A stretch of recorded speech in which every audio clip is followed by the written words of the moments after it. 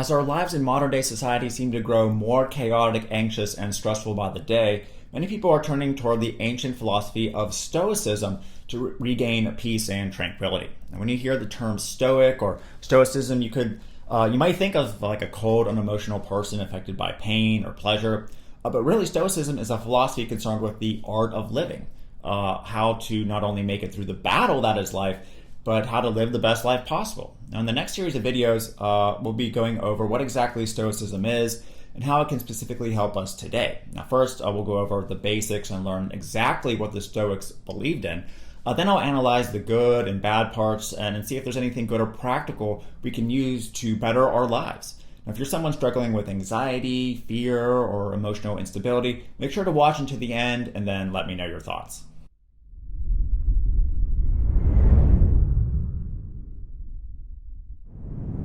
Stoicism is a philosophy concerned with virtue ethics, a moral theory that focuses on the development of a virtuous character. Now, the philosophy describes a set of virtues or behaviors one should follow to achieve what's called Eudiamonia, translated as happiness, or more specifically, human flourishing.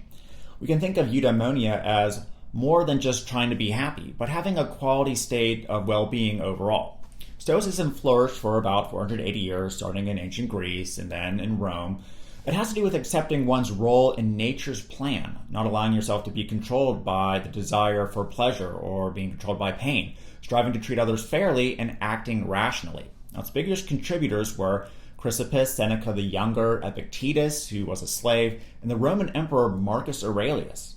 Stoicism's founder, Zeno of Citium, taught the philosophy to others under a covered walkway in the town. This type of walkway was called a stoa poeculae, or a painted porch, resulting in early members being called Stoics. Now, to fully understand how to live a good life and achieve eudaimonia, you first have to understand the nature of reality, or at least what the Stoics believed it was at that time.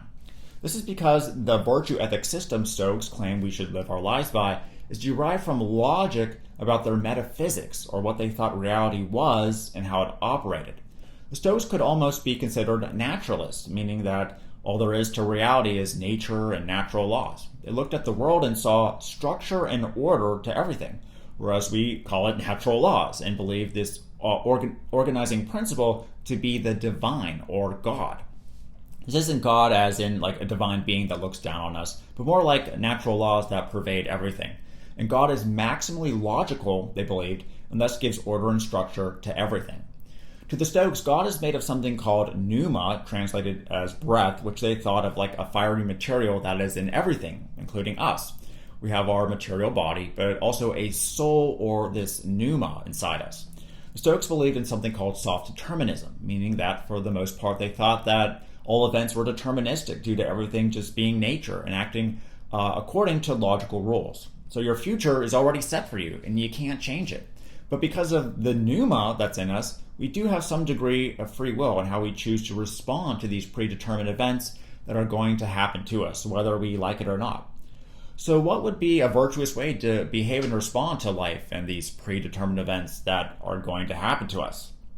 Well, they thought of virtue as being rational and living in harmony with nature, something logical and orderly that makes up all of us.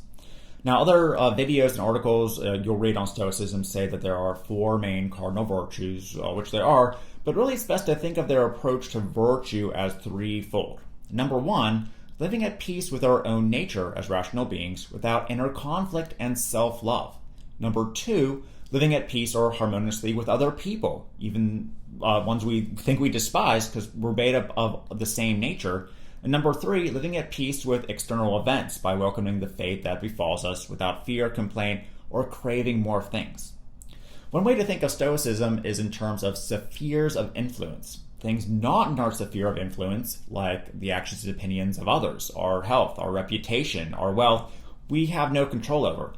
Things we can manage and have control over are internal, like our own opinions, moral judgments, goals, desires, etc. The key to living a good life is to learn to control things in our sphere of influence and not to worry about the things outside of it, which is exactly what many of the Stoic teachings are all about. And what are the teachings? Well, here are some of the most important ones so you can get an idea of what the Stoics really believed in doing. Now, some of the most important teachings include, number one, don't base your happiness in things outside your sphere of influence. Now, you should learn to be content with what you have. Craving things like more money, more status, and material possessions is not going to bring you happiness. That has to come from within. Now, it's okay to have goals and go to work for the things that you want, but don't base your happiness on the result. Number 2, control your emotions. Stoics believe that you need to be in control of your emotions, specifically desire, fear, and pain. This doesn't mean fully suppressing them, but studying them and mastering them. If you throw logic to the wind and let your emotions run your life, you have no chance of finding peace and happiness, they thought. By being too emotional, you're not living in accordance with nature, or so they believe, since nature is fully logical. Number 3, actively plan for the worst.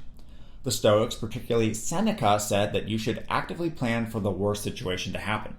And why so? Because if you do that and you really contemplate or meditate on what your life would be if some bad thing were really to happen to you, you'd realize that life wouldn't be as bad as you think.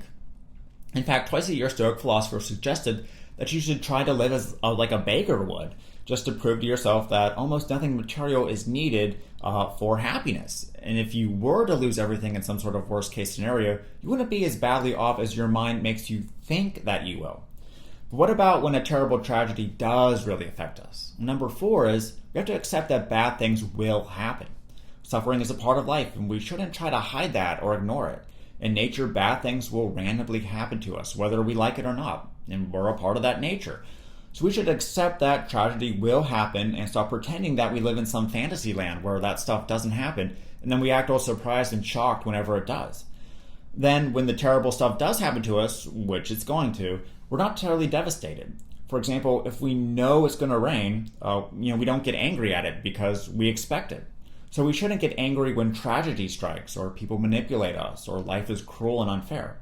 We suffer not from the events in our lives, but from our judgment about them, said Epictetus. Number 5 is understand that we have no obligation to continue living. Now, if things actually do get so bad that we can't stand it, we can always just take our life, as Seneca taught. Now, he wasn't talking about just ending your life because you got really upset. It was more of like a lesson to give us courage to face anxiety and scary things. But there's no rule that says that you have to keep on living if the quality of your life has gotten so poor that you can't stand it. You should strive for a high quality life, not quantity. Try to change self-defeating attitudes and embrace struggle. Number 6 is treat others equally with empathy. Plus, Stoicism wasn't a self-centered philosophy. It taught that to be happy, we should treat others equally, rationally, and logically, because we all share the same logical nature.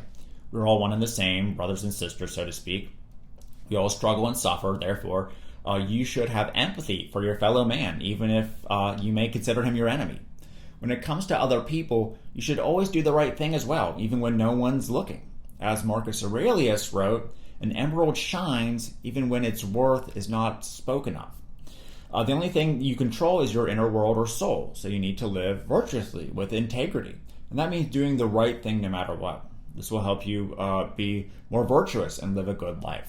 Now, there's a lot more to Stoicism than what was covered in this little video, but I hope that this gave you an idea of what they believed in and how they thought that you should start living your life to reduce suffering and improve the quality of it. Now, as a formal institution, Stoicism has faded away, but as I said before, its influence is being felt today more than ever. So I'll be recording some more videos on Stoicism soon, talking about such issues as like the pros and cons of it, ways to start integrating this philosophy into your life if you want to. But first, let me know what you think of Stoicism. Do you follow any of these practices now? And again, if you want more philosophy videos like this, make sure to subscribe using the link in the description and turn on the notification bell to get updates when the videos are released. And please consider sharing this video if you liked it, and let me know what questions you have and what video is made about. Thanks for watching, and I'll see you soon.